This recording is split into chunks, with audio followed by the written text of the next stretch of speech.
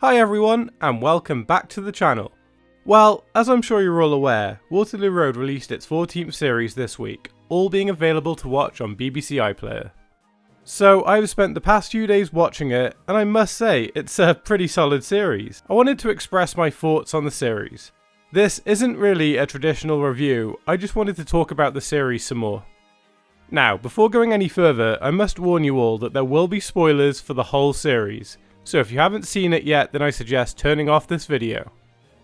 I guess I should start with the new head teacher, Steve Savage. I really liked his role in the series. I saw a lot of people online were criticising Jason Manford's performance and were claiming he couldn't act. I could not disagree more. I think he illustrated a great range and handled emotional scenes very well. His on-screen chemistry with the cast was all very good. I especially found his on-screen performances with Kim Marsh to be very good, even though I didn't think the romance subplot was needed. On the whole, I found his character and arc to be very interesting. He's very different to recent heads and a contrast to Kim Campbell, which isn't a dig as I love Kim in this reboot. I know this may sound weird and slightly contradictory of different, but in many ways he is like a fusion of Rachel, Karen and Michael in the way he presented himself, with his Achilles heel definitely being his son Billy. At surface level and early on in the series, I was expecting him to be horribly strict, akin to Max Tyler. That major introductory scene at the pub, I was fully expecting him to explode at the staff, and some of my friends thought the same. It's clear Steve is a man on a mission. He's very sure of himself and has no limits to attain a goal. In some ways calculating, but that just seems to be a key element to his character. The major arc being protecting his son. I know any parent will do anything for their child, but Steve will challenge the law to save his son.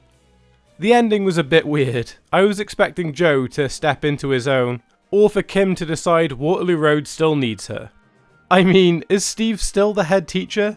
A similar thing happened with Michael in Scotland, and he returned, but here there's a confession from Billy and proof that he set Shuey up. Is Steve one and gone? Honestly, I hope not. I could spend this whole video talking about Steve, but I'll save that for another video.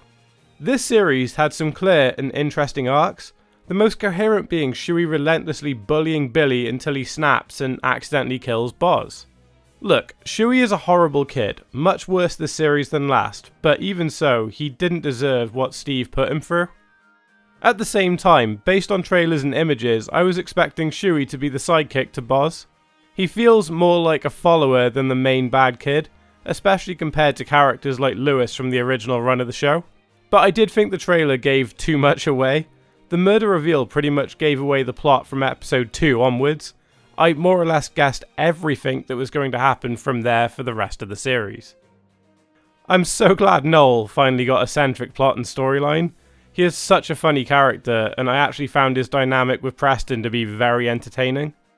I think the whole band plot helped push the existing student cast forward. I was worried with Kai and Danny gone that the student cast would be very flat this time around, but a lot of them, like Noel and Mog, shone. As great as I think Preston and Kelly Jo are, I think some of the other cast needed larger stories this series to really elevate them, and this time it did. I think the funniest plot point of the series is Nikki and Deb's war with each other over the money. We have seen 4 series of these two bickering, and this one was very good. I do like the idea that the kids have outgrown them and the parent-student dynamic is turned on its head.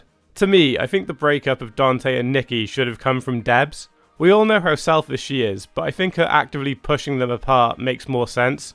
Maybe from jealousy? Or something like Dante is just sick of being stuck in the middle of it.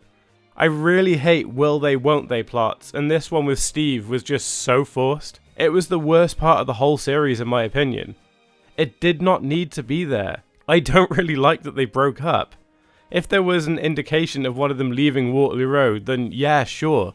But it feels like 4 series is a build-up to nothing. Now, I have said this in previous Waterloo Road videos, but it stands true here. 8 episodes is not enough. I almost gave them credit here. Up until episode 6, I thought they nailed the pace. But Shuey gets arrested, pleads not guilty, and is thrown in prison in between episodes 7 and 8. Kim appears in the finale to investigate, and it just feels rushed. Everything they were doing with Steve and Billy was a slow burn, and then the last 2 episodes threw it into overdrive. It needed 2 more. Much like Miles in Series 12, it needed 2 more episodes to allow things to breathe. You have 1 more episode towards the beginning of the series to flesh Steve's morals and Joe's suspect of him as a person. And an episode right before the finale to let the plots expand. Maybe Kim is absolutely sure Shuey is lying up until the cliffhanger of episode 9. That's what it needed. Look, on the whole, this was a good series of Waterloo Road. It's not the strongest ever, but I think they told an engaging story and introduced a new lead quite well. It has left me excited and keen to see where they go next. Well, that was just my thoughts. I would love to hear what you all think in comments down below. If you enjoyed what you saw, then could you please hit that like button and subscribe? I'm thinking about reviewing each of the series in depth, so if you'd like to see that in the near future, then please let me know. But for now, I will see you all very soon.